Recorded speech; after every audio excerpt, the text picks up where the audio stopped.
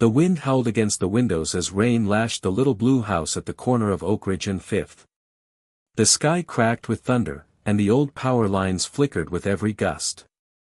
Inside, Emily Carter stirred a pot of soup on the stove while her 8-year-old son, Liam, curled up on the couch with a worn-out picture book. It had been another long shift at the diner, and all Emily wanted was one quiet evening, just a moment of peace in a life that rarely offered any. But peace had other plans. There was a knock. Not at the front door, but from the side, at the garage. Emily froze. Who could that be at this hour, she whispered to herself, drying her hands on a towel. Liam peeked up from his book. Mom. It's okay, sweetie. Stay inside. She slipped on her coat and walked cautiously to the door leading to the garage. The air was cold and damp as she opened it, and her heart clenched when she saw the figure standing there. A man. Soaked from head to toe. His beard was thick and graying, his jacket torn at the sleeves, and he clutched a weathered backpack like it held everything he had left in the world. I'm sorry, he said hoarsely. I don't want any trouble. Just needed somewhere dry for a few hours. I saw the light through the cracks in your garage. Thought maybe I could just sit inside until the rain lets up. Emily hesitated. Every rational part of her wanted to say no. She was a single mom. She didn't know this man. The world wasn't safe. But then, she looked into his eyes. And there was something in them, not danger, not deceit, just exhaustion. A soul worn thin from being unseen. Her voice was cautious but kind. You can stay in the garage for the night. Just the garage. It's not much, but it's dry. The man exhaled slowly, as if someone had lifted 100 pounds off his chest. Thank you, he murmured, voice cracking. That's more than anyone's given me in a long time. She handed him a spare blanket from a storage bin and showed him where the light switch was. It gets cold at night. If you need more blankets, just knock again. He nodded gratefully, taking the blanket as though it were gold. As she closed the door behind her, Liam was still watching from the hallway, concern written across his little face. Who was it, Mom? Just someone who needed help, she said gently, brushing his hair back. And sometimes, Liam, even a little help can feel like hope. She glanced once more toward the garage. She had no idea she'd just opened her door, and her heart, to a man who would soon change her life forever. The morning sun filtered weakly through the cloudy sky as Emily brewed a pot of coffee in her small kitchen. The rain had stopped sometime during the night, but the ground was still soaked, and the air held that crisp chill only early spring mornings could bring. She peered out the window toward the garage. Part of her expected it to be empty. That the man had slipped away before sunrise. But when she opened the door and stepped inside, she found him folding the blanket neatly and tidying the corner where he'd slept, as if trying to erase any trace of himself. You didn't have to clean up, she said, holding out a steaming mug. Coffee? He looked surprised. You don't have to do this. I know, she said, her voice soft but steady. But it's cold. And I don't like drinking coffee alone. He hesitated, then took the mug with both hands, warming his fingers around the ceramic. I'm Emily, she offered. He nodded. Name's John. They sat on 2 overturned paint cans, sipping in silence for a moment. The garage smelled faintly of rain and oil, but there was something oddly peaceful about the quiet hum of the morning. Emily didn't push, didn't pry. She just sat, letting the silence do the work. Eventually, John spoke, his voice low. I used to have mornings like this. Coffee on the back porch, my dog at my feet. A wife who made pancakes every Sunday. Emily glanced at him. She passed away, he said simply. And everything else, kind of fell apart after that. His eyes stayed fixed on the floor, like the memories were too delicate to look at directly. I had a business, small tech firm. We were doing well. But when she got sick, I stopped showing up. Didn't care anymore. Investors pulled out. Partners left. Everything crashed. And I didn't blame them. I wasn't there. Emily felt a lump rise in her throat. She didn't know his full story, but she knew grief like that. She had seen it in the mirror after her own parents died, seen it on nights she had cried quietly so Liam wouldn't hear. "I'm sorry," she said gently. He nodded but didn't say more. Instead, he took another sip, as if the warmth of the coffee could thaw years of loneliness. "You don't owe me your story," she added. "I just wanted to make sure you had something warm in your stomach before you go." John looked at her, and for a fleeting moment, something softened behind his weary expression, something almost like trust. "I've been walking for months," he said. "You're the first person who's talked to me like I'm still human." Emily smiled, her eyes kind. "We all fall. Doesn't mean we stop mattering." He didn't reply. But as she stood and walked back toward the house, she didn't notice the way he watched her, like someone seeing a lighthouse after drifting at sea too long. By the next morning, the garage was empty. The blanket was folded neatly atop the old lawn chair. The mug had been rinsed and set carefully on the workbench. There was no note, no trace, just silence. Emily stood in the doorway, looking at the space where John had slept, her arms crossed against the morning chill. She wasn't surprised he had left. Part of her had expected it. People like him, people who had lost so much, they never stayed long. Still, a small part of her had hoped he might knock again. Maybe for another cup of coffee. Maybe to say goodbye. Liam peeked out the back window as she returned inside. "Is he gone?" Emily nodded. "Yeah." He moved on. Her son looked thoughtful. "Do you think he's okay?" "I hope so," she replied softly, ruffling his hair. Days passed. Then a week. Life returned to its usual rhythm, early mornings, school drop-offs, double shifts at the diner, and bills stacked on the kitchen counter. Emily didn't mention John again, but sometimes when she passed the garage, she found herself glancing inside, half expecting to see him sitting there. Then, one Thursday afternoon, everything changed. She had just returned from work, her apron still smelling faintly of coffee and fried eggs, when someone knocked at the front door. This time, it was no tired man in rags. It was a sharply dressed gentleman in a navy blue suit, holding a sleek leather briefcase and an envelope. "Miss Carter?" he asked politely. "Yes." He extended the envelope toward her.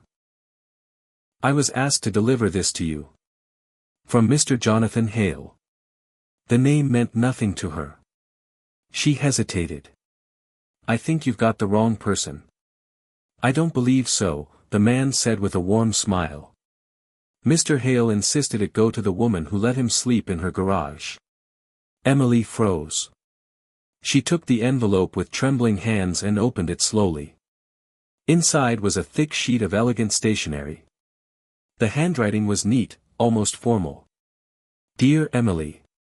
What you gave me that night was more than shelter. You gave me dignity.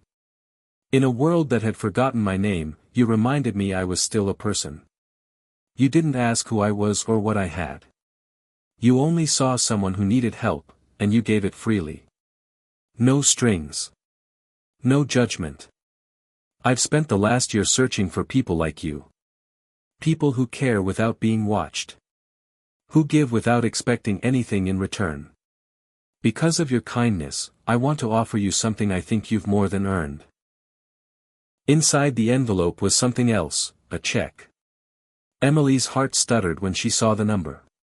She stared in disbelief, tears pooling in her eyes. It was enough to pay off her mortgage. Clear her debts. Maybe even start the dream she'd pushed aside so long ago.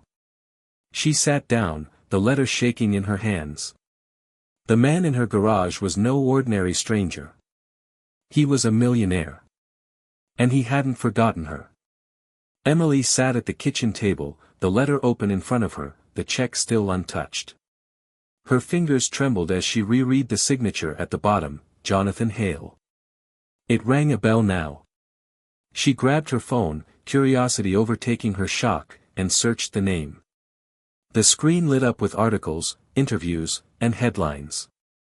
Tech visionary Jonathan Hale vanishes after wife's tragic death. From Fortune 500 to nowhere, the mysterious disappearance of Jonathan Hale. Billionaire turned philanthropist rumored to be behind secret acts of kindness across the U.S. Her breath caught in her throat. It was him. The man she had let sleep in her garage. The one who folded his blanket like a guest trying not to overstay. The one who drank her coffee in silence and stared at the ground as he spoke of a love lost and a life unraveled. He was Jonathan Hale. The next morning, another knock came. Not at her garage. Not from a courier. But directly at her front door.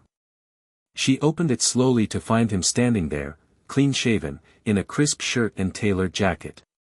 But it was the same man. Same eyes. Same tired wisdom behind them. The transformation startled her. "Hi," he said softly, almost sheepishly. She stared at him for a long moment. You came back." He smiled gently. "I promised myself, if someone ever treated me like a person again, I'd come back." She stepped aside, gesturing for him to come in.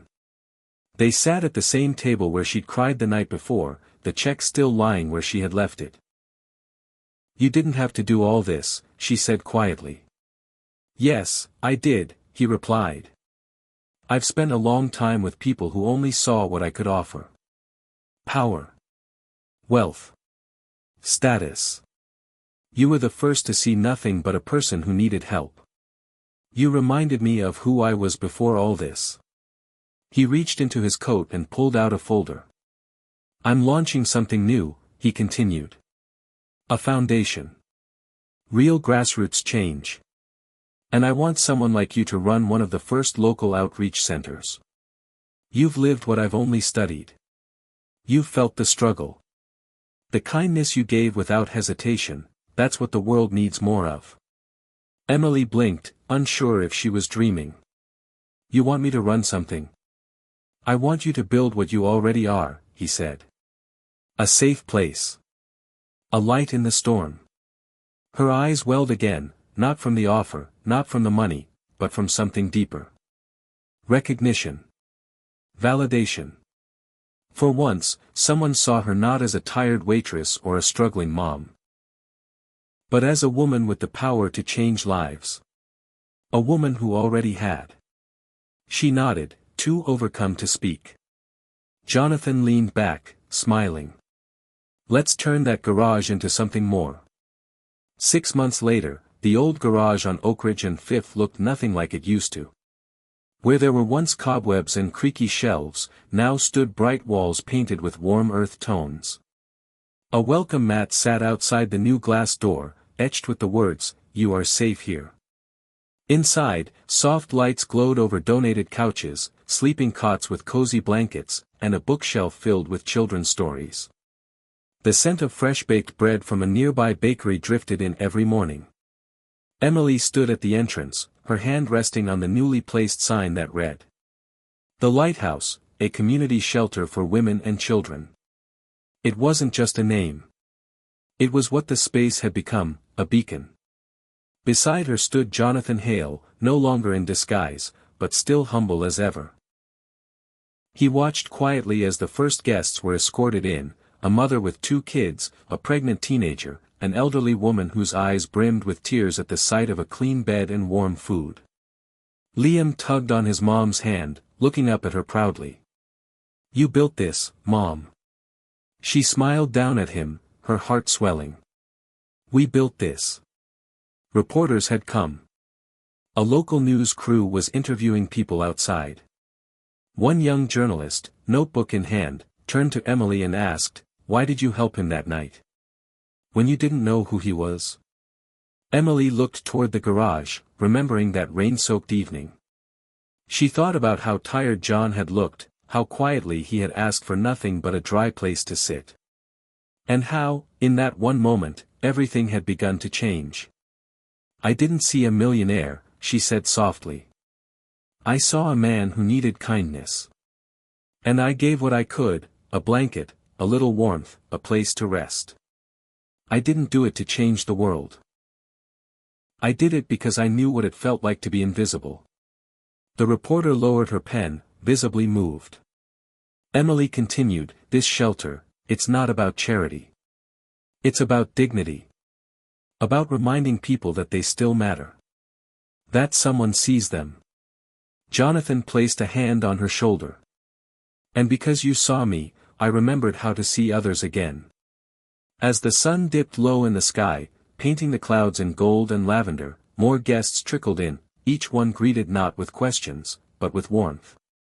A hot meal. A clean bed. A kind word. Emily stood there watching, tears glistening in her eyes, not from sadness, but from a deep, soul-level joy. The garage that once stored boxes and broken tools had become something sacred. A place of second chances. A home for the forgotten. A testament to what one quiet act of compassion can spark. And it all began with a knock, and a yes.